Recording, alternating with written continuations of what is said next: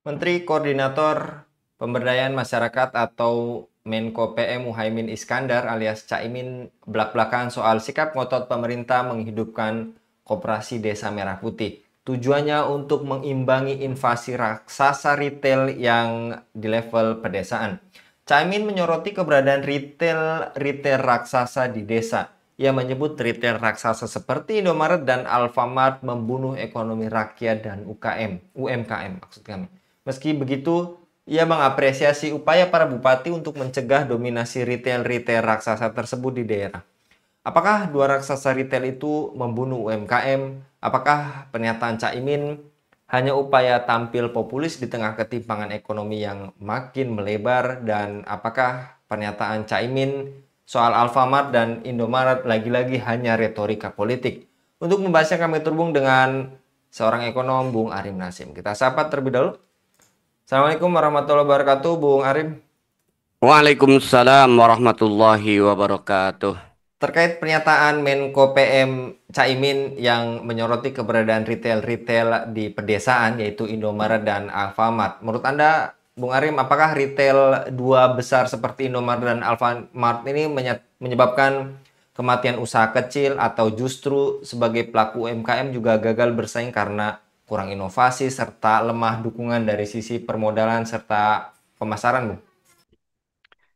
Ya, kalau kita bicara terkait dengan gurita retail ya, yang sekarang eh, sudah saya kira dampak negatifnya saya kira sudah sangat nyata itu kan. Karena bukan hanya kemudian di pertokoan ya, sampai sekarang masuk juga ke dalam bahasa saya itu perkampungan-perkampungan ya kan. Ya. Walaupun ada beberapa kabupaten yang atau mungkin kecamatan yang masih kemudian menjaga itu kan agar tidak masuk gitu kan. Tapi kalau kita lihat ini kan dalam konteks makro, kebijakan ekonomi makro, ya lama-kelamaan tidak akan tahan mendapat gempuran dari raksasa retail ya kan yang memang mereka ya, saya lihat sudah memiliki kekuatan yang dari sisi permodalan juga sudah luar biasa. Modal dari sisi modal tadi, dari sisi monopoli ya terkait dengan produk-produk ya biasanya mereka juga punya jaringan yang kuat. Nah, saya melihat sudah dipastikan bahwa keberadaan Alfamart ya atau Indomart itu ya pasti akan berdampak dan bukan hanya sekedar kemungkinan. Sudah banyak saya kira korban-korban UMKM yang eh, gulung tikar bahkan kemudian minimal berkurang pelanggannya dari eh, adanya serangan Alfamart dan juga Indomart yang itu sudah masuk sampai pelosok. Bahkan ya tadi mereka ada juga yang kemudian diberikan izin buka 24 jam. Nah, ini saya kira memang tidak bisa kemudian dibiarkan kalau tidak ada kebijakan politik yang mengatasi atau menghentikan laju monopoli dan jaringan bisnis mereka. Cuman masalahnya kalau kita lihat itu kan ya sulit ya. Selama kemudian kapitalisme global itu kemudian menguasai ya jaringan ekonomi di Indonesia itu kan. Jadi kebijakan-kebijakan yang seperti ini ya itu kan tidak bisa dilakukan secara parsial. Saya melihat juga ada yang kemudian tanggapan misalnya dari ketua jaringan retailnya justru keberadaan misalnya Indomart atau juga Alfamart itu bukan membunuh UMKM, justru kan mereka mengangkat UMKM itu sendiri ya dengan menjadikan UMKM sebagai mitra itu kan. Nah, kita harus lihat ya kan, UMKM itu kan banyak sektornya itu kan, yang eh, pasti ya kemudian berdampak dan itu sangat banyak saya kira ya warung-warung kecil tadi itu kan warung-warung kecil yang dulu kemudian mereka bisa eh, apa istilahnya menjual atau pelanggan yang banyak sekarang tersedot kan mungkin ada satu dua ya UMKM yang kemudian dijadikan etalase ya, etalase tadi untuk menutupi bahwa keberadaan Alfa dan Indomaret ataupun juga retail modern lainnya itu tidak membunuh UMKM, tapi justru malah sinergis dengan UMKM. Pasti hanya satu dua itu kan, hanya sebagai etalase dalam bahasa saya untuk menutupi dampak yang lebih tragis, yaitu apa? Ya tadi ya, bangsa ini pengusaha-pengusaha kecil menengah ini semakin kemudian tergerus. Mereka tinggal menunggu waktu aja untuk kemudian gulung tikar. Karena kalau kita lihat tadi kan, dari sisi produk mereka unggul karena memiliki jaringan yang luar biasa, harga juga lebih kompetitif, bersaing gitu kan. Di sisi lain sekarang mereka ada juga yang diizinkan buka 24 jam. Ini kan saya kira sudah betul-betul membunuh sebenarnya UMKM, terutama tadi warung-warung kecil yang ada di sekitar itu. Itu saya lihat ya kan. Dan menurut Anda, apakah pernyataan Caimin ini yang mengkritik keberadaan retail-retail besar di pedesaan seperti tadi Alfamart atau Indomaret yang juga telah Anda paparkan, menurut Anda hanya sebatas retorika tanpa tindakan nyata? Dan apakah pernyataan Caimin ini hanya tampil populis di tengah ketimpangan ekonomi yang makin lebar, Bung? Saya lihat kalau kita bicara terkait dengan filosofinya ya, filosofinya kan mereka ingin membesarkan koperasi tadi. Jadi ini salah satu bagian paket dari kebijakan Presiden Prabowo untuk menguatkan apa yang mereka sebut dengan koperasi merah putih. Dan kita sudah punya pengalaman ya, koperasi yang dulu disebut dengan KUD, sekarang kan ya tidak, istilahnya itu tidak ada eh pengaruhnya itu kan. Ya, tetap aja itu kan mereka tidak berdaya ya menghadapi raksasa-raksasa ya monopoli para oligarki. Dan saya lihat juga hal ini juga nggak akan jauh beda itu. Kenapa? Karena kalau kita lihat kan tadi semua itu kan pada akhirnya berujung kepada kebijakan makroekonomi, ya. Makroekonomi yang itu masih didominasi oleh kapitalis, ya sementara keberadaan ekonom pengusaha kecil termasuk tadi koperasi sebenarnya saya masih melihat itu etalase sama itu untuk menutupi kejahatan dari dan kerakusan para oligarki. Itu yang pertama. Yang kedua, kalau kita lihat membaca pernyataan Cak Imin, kita harus melihat juga dari aspek politik gitu kan. Dan kita lihat dalam politik kapitalis ya, walaupun Cak Imin dia merupakan politikus dari Partai Kebangkitan Bangsa yang disebut dengan Partai Islam katanya itu kan. Tapi kan kita lihat nggak ada suara-suara untuk berbasis atau berperilaku sesuai dengan Islam, syariat Islam sebagai standar dalam berpolitik. Maka ketika kemudian Cak Imin ini sebagai figur ya politikus, maka dalam bahasa politik kan kita mendengar tidak ada istilah makan siang gratis.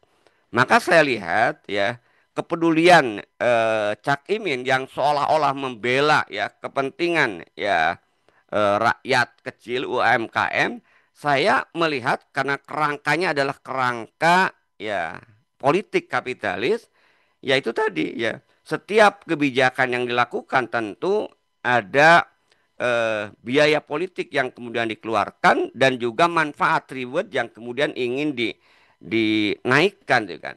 Sehingga yang namanya tadi ya bahasanya tidak ada makan siang gratis, maka ya saya lihat itu sangat pas menggambarkan perilaku para politikus eh, kapitalis itu kan, yang dasarnya itu bukan eh, untuk membela kepentingan rakyat.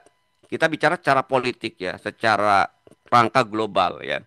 Bukan bicara terkait dengan kepedulian sebenarnya terhadap pengusaha kecil, tapi semata-mata yang lebih mereka kedepankan itu kepentingan ya baik dirinya sendiri sebagai pengurus partai ya ataupun partai itu sendiri itu kan untuk apa? Untuk meraih kepercayaan ya eh, atau menambah dukungan rakyat ya. Jadi rakyat hanya dijadikan korban. Kalau Kita lihat kan sekarang walaupun pemilu masih jauh gitu kan, semua partai kan selalu berlomba-lomba. Apalagi sekarang itu kan masih terus santer itu kan terkait dengan pertarungan politik di 2029 ini.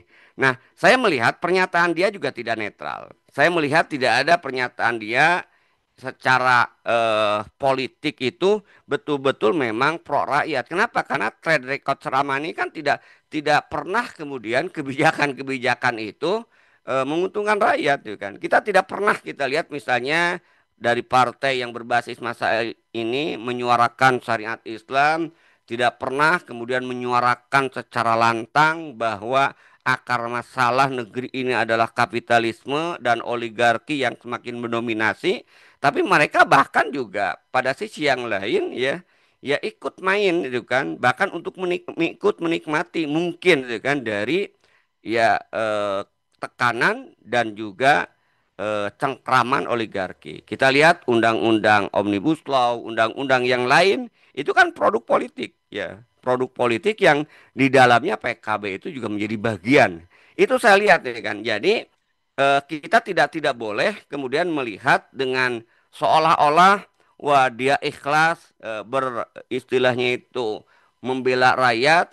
Ya, saya kira sulit lah untuk bisa menerima itu dalam konteks politik yang memang kapitalis, politik politik sekuler. Kenapa? Karena yang diharapkan oleh dia itu kan tadi mendapat dukungan sesaat untuk meraih kekuasaan dengan berpura-pura bisa jadi oposisi walaupun ini tidak menempatkan sebagai oposisi itu kan, tapi dia seolah-olah mengkritik ya terkait dengan beberapa kebijakan yang itu apa mematikan UMKM itu kan. Tapi saya lihat tidak bisa dipungkiri aroma untuk meningkatkan popularitas baik secara pribadi maupun secara partainya itu saya kira bisa dipungkiri karena ya asas politik mereka sekuler itu maslahat manfaat bukan untuk mengabdi kepada kepentingan rakyat. Itu saya lihat ya. Dan lantas, menurut Anda, apa langkah konkret yang seharusnya diambil pemerintah agar tercipta keadilan ekonomi antara retail besar dan usaha kecil UMKM ini? Apakah cukup dengan beberapa daerah? Ada juga seperti di Sumatera Barat sepertinya juga membatasi adanya retail besar ini, bahkan tidak ada kayaknya Bung di sana. Ya, saya lihat harus melihatnya masalah itu secara makro gitu kan, bukannya sekedar secara mikro gitu kan. Karena kalau kita lihat ya kalau kita lihat nanti ya kalau makronya itu kemudian tidak dibenahi ya kalaupun ada semacam tadi ya kepedulian terhadap mikro ya hanya sekedar sebatas mereka bertahan hidup ya bukan dalam rangka untuk mewujudkan ya kegiatan atau aktivitas ekonomi secara adil yang bisa mewujudkan kesejahteraan, yang bisa kemudian mewujudkan pemerataan, ya kan, yang bisa kemudian mengentaskan kemiskinan dan kemudian juga mengentaskan pengangguran itu sulit kalau makro yang kemudian ekonomi itu tidak dibenahi. Karena saya lihat itu ya istilah bahasa aliran sungai itu kan kalau di hulunya itu kemudian sudah kotor, maka ya Kang jangan berharap kemudian ada aliran air yang kemudian bersih. Nah, begitu juga ketika sistem ekonominya adalah sistem ekonomi kapitalis, ya kan,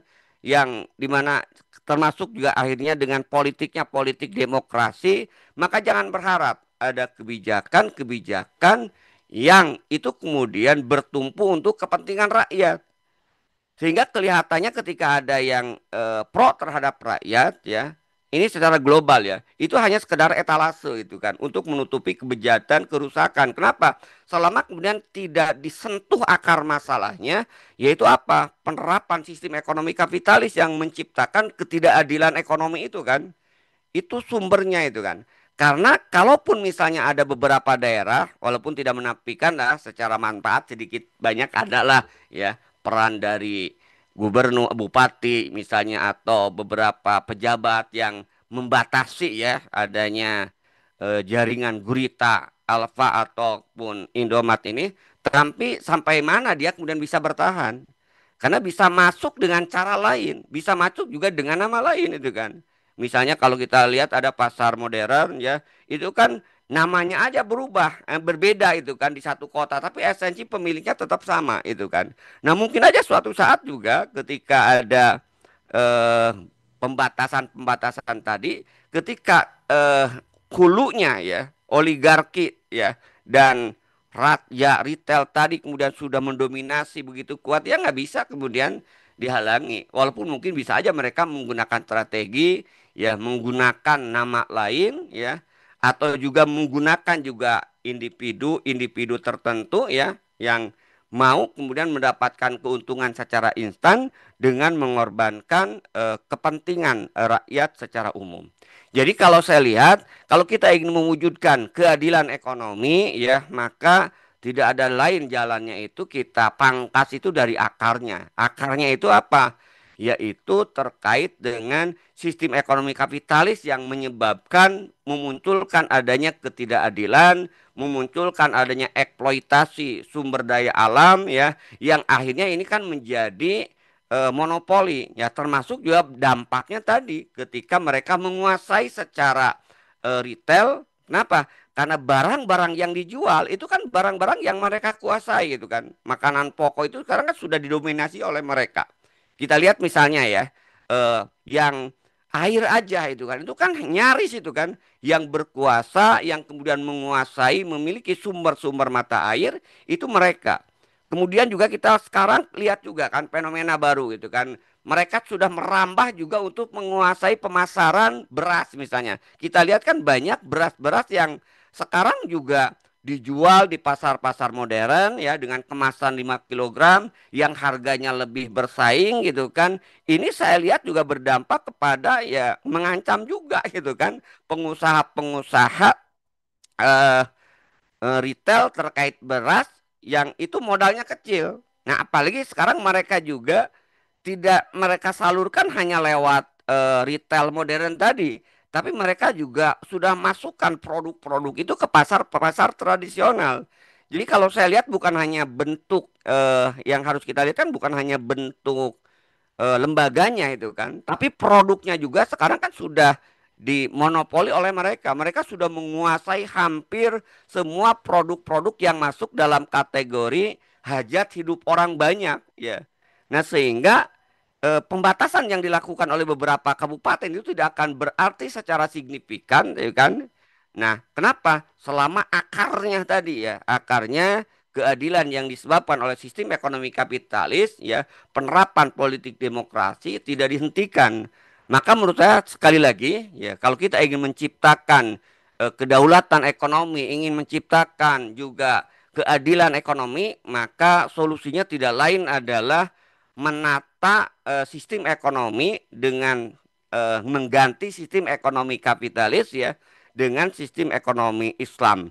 Kenapa? Karena berkaca kepada jargon, misalnya sistem ekonomi Pancasila, nggak ada prakteknya itu kan. Sistem ekonomi Pancasila kan nggak ada itu kan. Yang ada itu sistem ekonomi kapitalis yang mungkin rasa sosialis sedikit. Tapi faktanya sampai hari ini ya, kalau kita bicara terkait dengan sistem ekonomi yang diterapkan di Indonesia sejak merdeka sampai saat ini itu yang mendominasi kapitalis ya, sampai sekarang bahkan betul-betul ya kita saksikan oligarki itu menguasai semua sektor-sektor strategis ya, dan ini dampak dari dua tadi, penerapan ekonomi kapitalis dan penerapan politik demokrasi. Karena itu dua dua pangkal utama ini yang saya kira harus segera kemudian dihilangkan, diganti dengan sistem Islam baik politik maupun ekonominya, kalau betul-betul kita mau mewujudkan keadilan ekonomi, mau mewujudkan kesejahteraan dan mau mewujudkan kepedulian terhadap rakyat. Kalau hanya sekedar jargon-jargon yang masih berdasar kepada ekonomi kapitalis ya, maka itu hanya sekedar cari momentum untuk meningkatkan popularitas, bukan untuk kepentingan rakyat yang hakiki. Itu barangkali ya Mas Anggi. Wallahu alam. Baik, Masya Allah. Jazakallah Bung Arim untuk pemaparannya. Jadi memang lagi-lagi kita harus mendukung juga menyerukan untuk pergantian sistem ini supaya tadi yang disampaikan Dr. Arim, supaya tercipta keadilan juga kesejahteraan bagi rakyat. Minimal ya Bung Arim, jangan sampai mengutang atau minta catat itu ke warung tetangga, tapi giliran bayar cash itu ke minimarket Ke yang besar ya nah kayak gitu. itu. Itu minimal minimal sekali gitu ya, Bung Arif. Jangan sampai sudah UMKM makin terjepit, dia dimakin juga makin sulit gitu ya. Jasa kalau Bung Arif untuk paparnya pada kabar petang kali ini. Demikian pemirsa Elava News, dukung dengan subscribe, share, dan like. Semoga menjadi kebaikan bagi kita semua di dunia dan di akhirat. Saya Anggi Suara undur diri. Assalamualaikum warahmatullahi wabarakatuh.